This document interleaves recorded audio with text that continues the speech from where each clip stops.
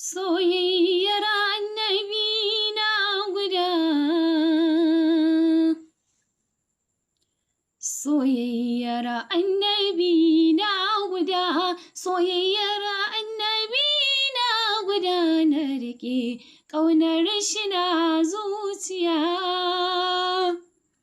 Bismillah rabbi ya kaliki, sarkin aljan mutum da taliki, gare ka na zo ka yo min ɗauki, in yi yabon baitukan ma'aiki. Gunki gudu sa gudu Mustapha, gare ka na zo hasken zuciya, salati rabbi ya gwishi shi, na jamul huda nuril kalbi shi, ainil izzi na sani baya shi, asa sahabu na bi da shi.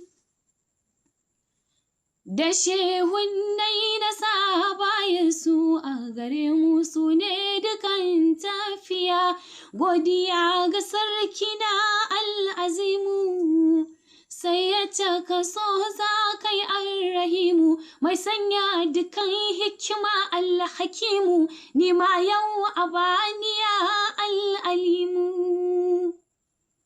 Darajar dukan fiyayyen halitta, wanda shi kaɗai yake da juriya, maƙamil Mahamud mai dukan isa, almuktadir kai kaɗai ya ba isa, isar da babu wanda yake da isa, ya Rasul ba ni kar in rasa.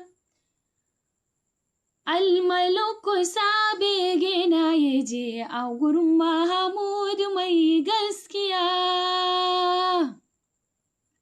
marsatul kalki mai dukan rabo, sayyidul hamidi na sha dukan yabo, sayyidul da'i na kai nake yabo, taimaka min ka sani a cikin rabo.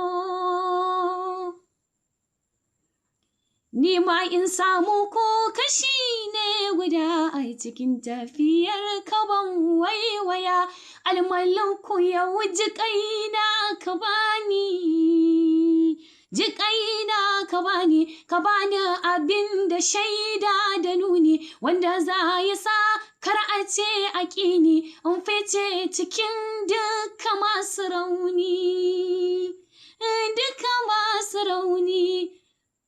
In koma ga sayyidil mursalina, wato duka shi karin